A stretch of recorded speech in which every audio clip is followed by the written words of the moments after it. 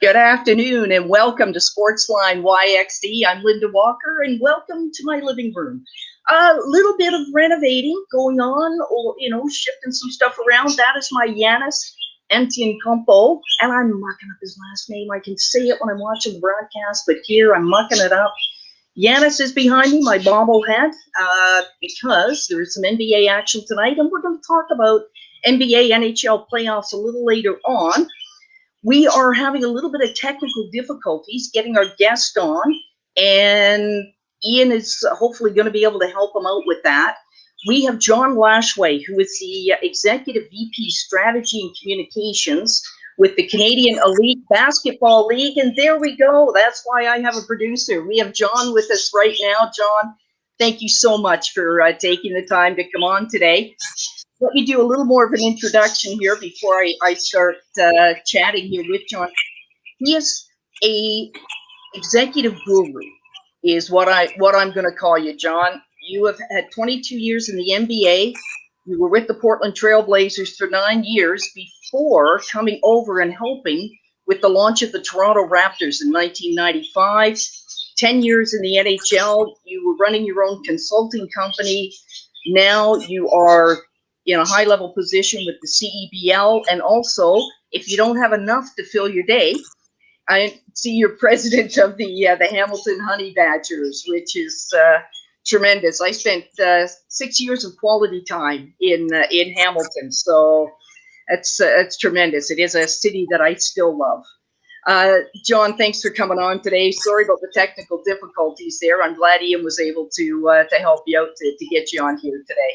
Oh, you're welcome. It all worked fine. I'm deep in a locker room in First Ontario Centre, and so sometimes you get in the bowels of these big arenas that the gremlins come out. So I'm happy to join you, Linda. Thank you for having me.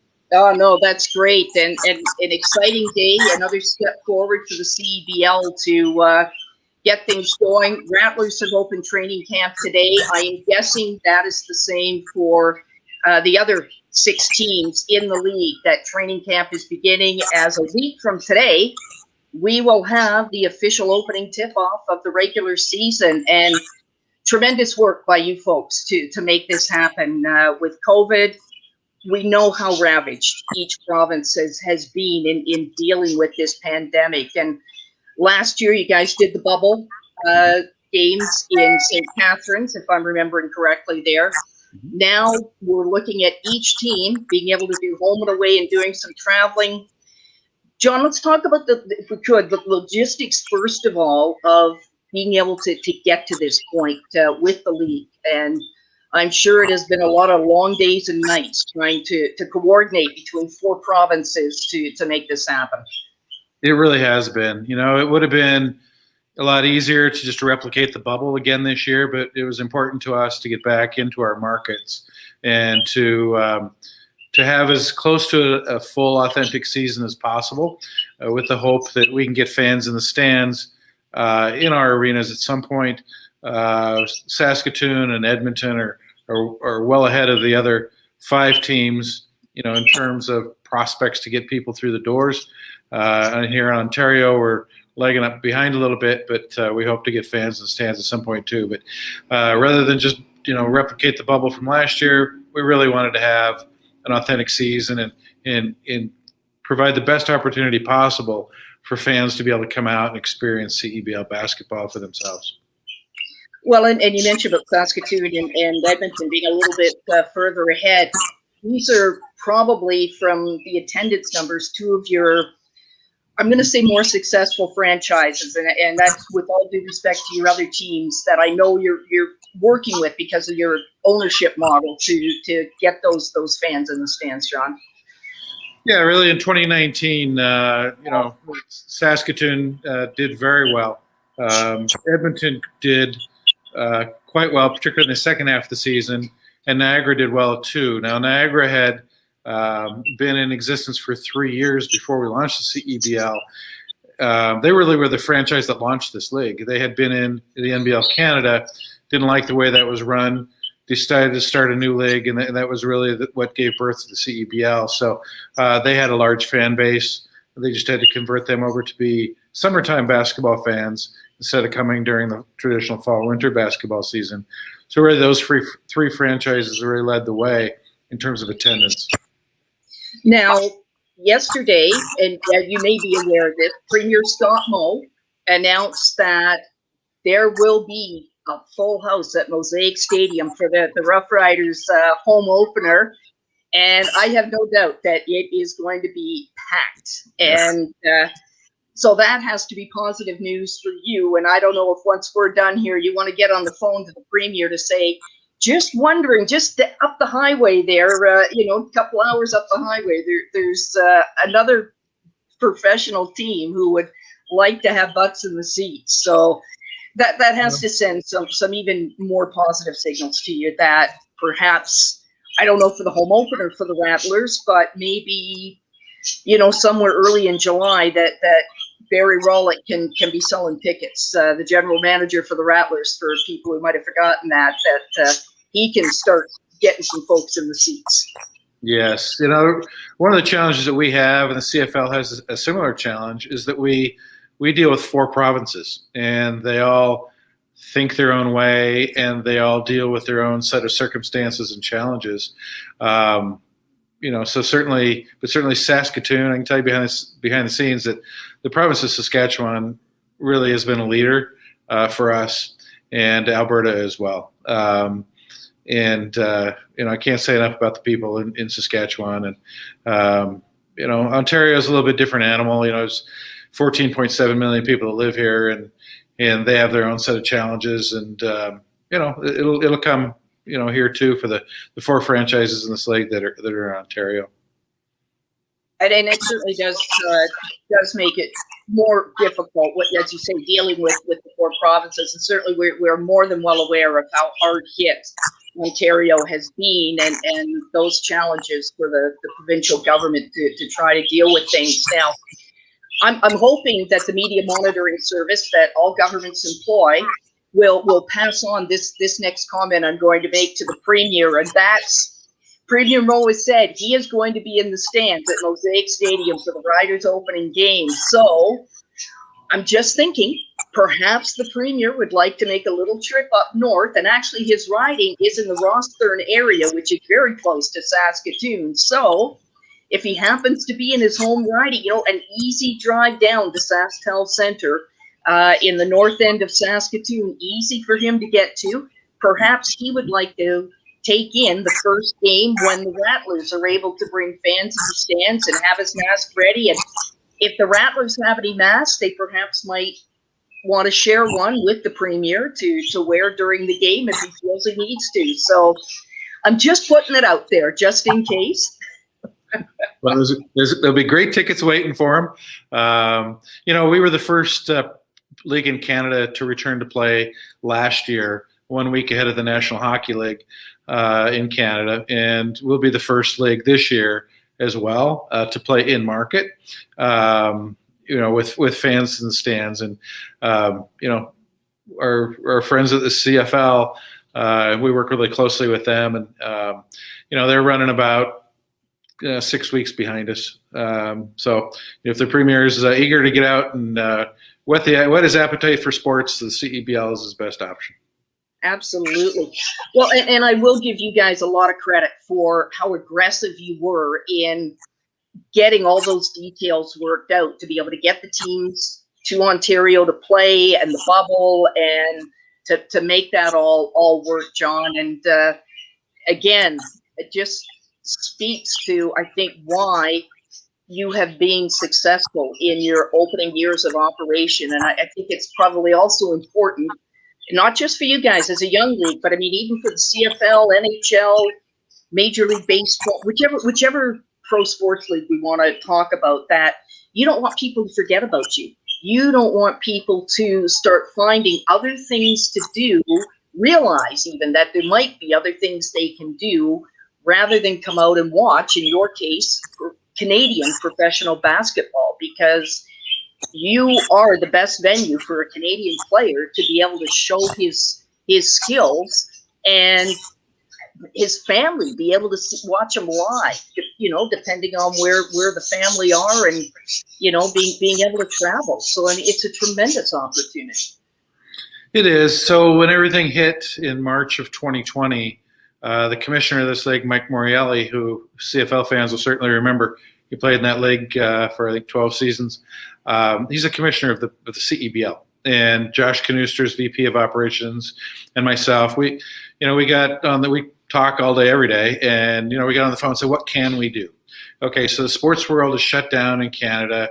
Everybody's gone home. What can we do? What might be possible here? We just started building from there, and we just tried to put together the best possible scenario to play, and we were able to pull the the summer series together last year in St. Catharines, and tip of the cap to the chief medical officer in Ontario, Dr. David Williams, who works really closely with us, and we work really closely with all of our public health officials in our different markets. But Dr. Williams really gave the green flag last year, and it has not been, frankly, the premiers. It's been the chief medical officers in these 4 provinces that have given us the green light, allowed us to play.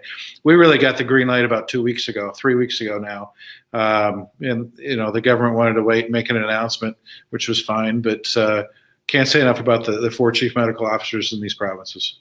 Yeah, they've certainly done tremendous jobs, and I'm going to throw out a fabulous job, kudos to all of them in every province and in the territories as well, because this has not been an easy time for anybody, and especially first time dealing with something like this type of pandemic. And we're all flying by the seat of our pants, and these guys have kept their calm. Their demeanor has been amazing, dealing with the challenges and trying to keep all of us from panicking and, keeping everything in perspective. So yeah, absolutely.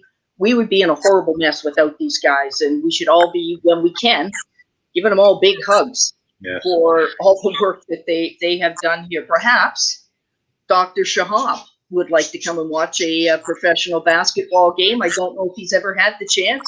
I don't even know if he's a basketball fan, but you know what?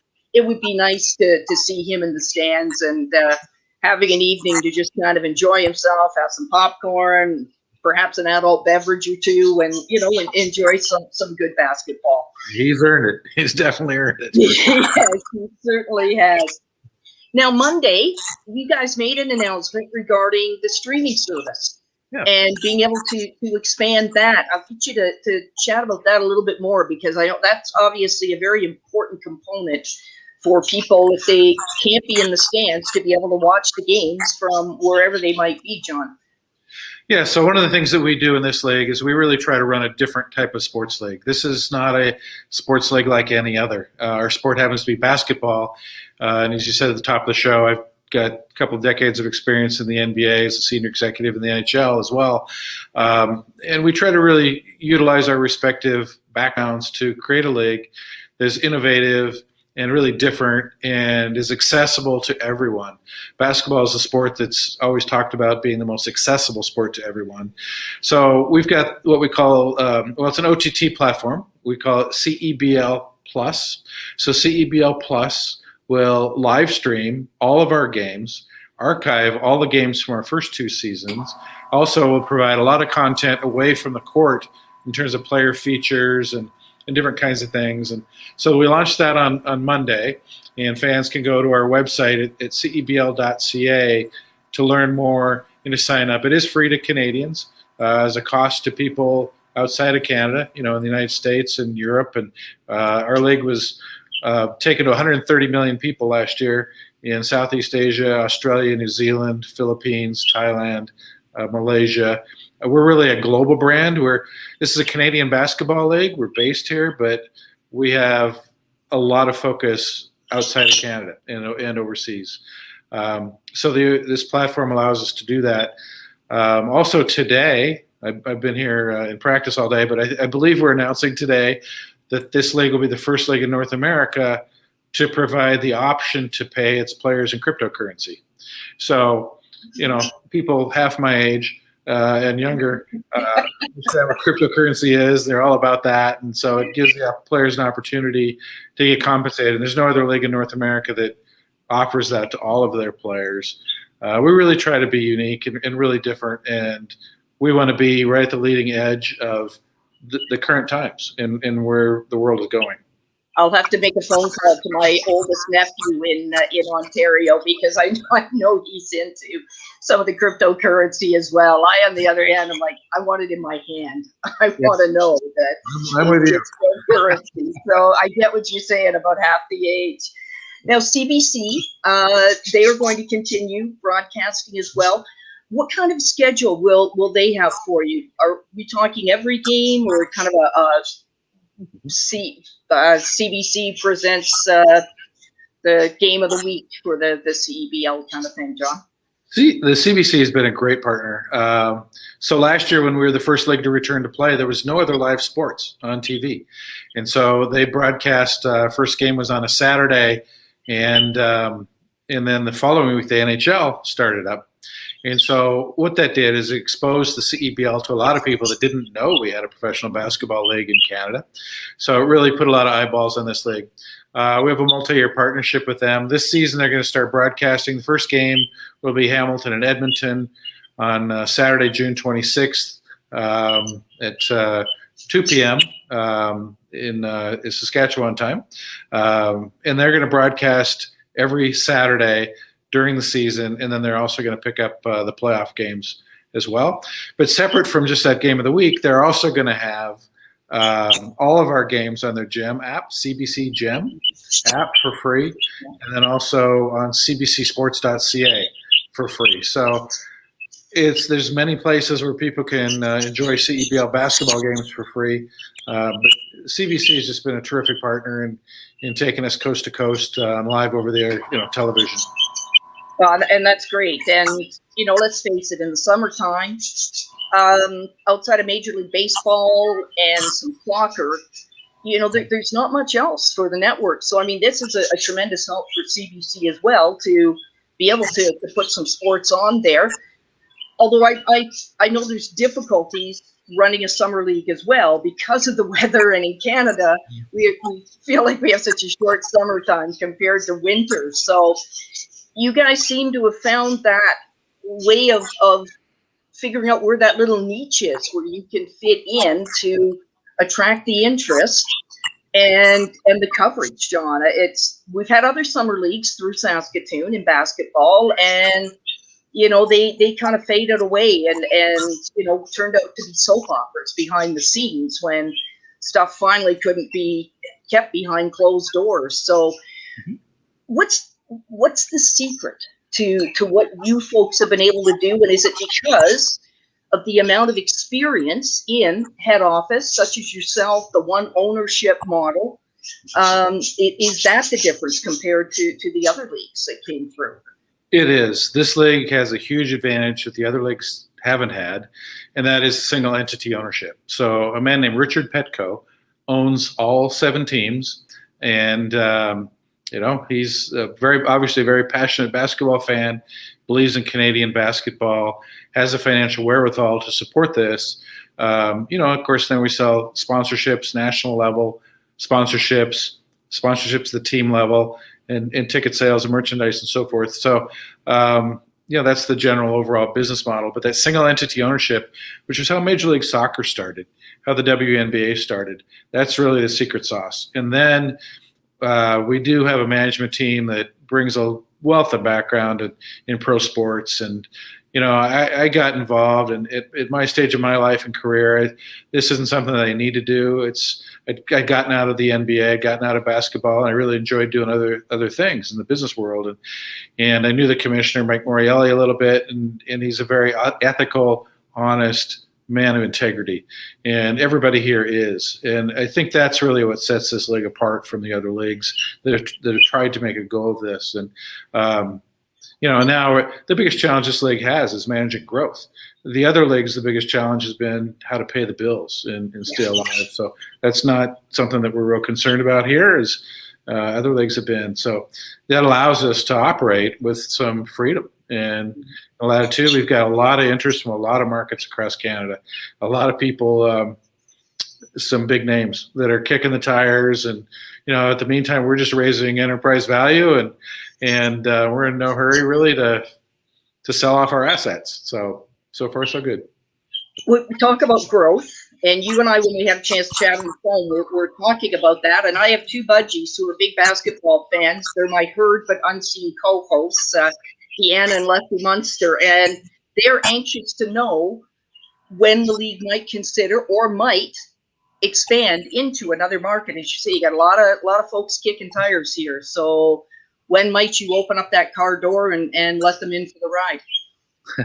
Well, I think the plan is to announce Montreal in August. We've already, put the word out there that we're coming to Montreal. We've got a woman here in the league office who that's her job, is she's in charge of Montreal operations and getting things rolling there. And so you're going to see an announcement about Montreal here in a couple of months. We've also got pretty, I don't know how to describe it, pretty intent interest for another franchise in the Toronto area. St. John's, Newfoundland, Kelowna, Calgary. We've got 3 groups in Calgary that have expressed interest. Winnipeg, Greater Vancouver area. Those are the ones that come immediately to mind. But, initially we said when we started with 6 teams, and we added Ottawa last year for 7, we said we're going to grow to 12. I think now you're going to see this league at 16 teams. That's great. I think by the end of the decade, again, you want to make sure that your revenue is close to your costs. Otherwise, you have to have a sustained business model and take an approach that makes sense. So the main thing is to go slowly and strategically and thoughtfully, and not get too far out ahead of your skis, because otherwise you'll collapse. I think I've had that problem when I've tried skiing a little too far, and it's never gone well. So I do understand that analogy completely. So, and I was going to ask you about the chance of a Calgary franchise. Obviously, in the NHL and certainly in the CFL, tremendous rivalry between those two cities. So, a basketball rivalry would certainly be a natural in that case. Now, Toronto's an interesting one, given with the Raptors there, and obviously you're not going to be overlapping with their schedule, but certainly the interest in the Raptors with them winning the NBA championship has really grown. I know, players like Steve Nash, and now we see more Canadian players getting a chance to play in the NBA, and certainly that has been a big help in sparking more interest towards the game as well. And obviously you guys have a chance to feed off that. Yes, and so with some of these markets, they're markets that we've determined ahead of time, and other markets have come to light from people there locally who've expressed an interest, and we've done our due diligence on people and groups, and if they can play at a high level, and it's one thing to buy a team, and it's another thing to be able to afford to operate a team. Yeah. And we need to see evidence of long-term viability in terms of assuming operating costs, and they also have to buy into our values. This is a very values-driven organization. We want to know who they are as people, away from sports or away from business, and are they going to align with our choices and how we live our lives and how we think, and that's really important to us. We want to do business with people that are clean. And so anyway, with respect to Toronto, it's not a market that was on our list originally.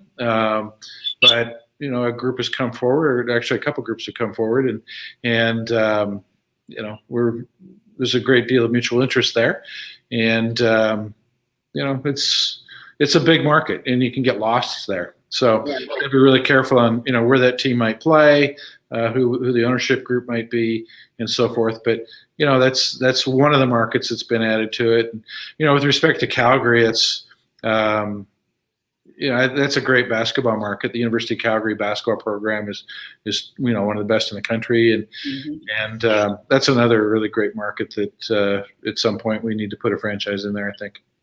And absolutely, and in university sports, certainly some great rivalries between the U of S Huskies, Calgary Dinos, and the Alberta Golden Bears. So you get that nice little triangle happening there as well. And I have to tell you too, John, I talked to you about this as well, but I'm going to tell everybody who's watching, go to the website, and if you're not familiar with all the teams, check out the logos and the names of the teams.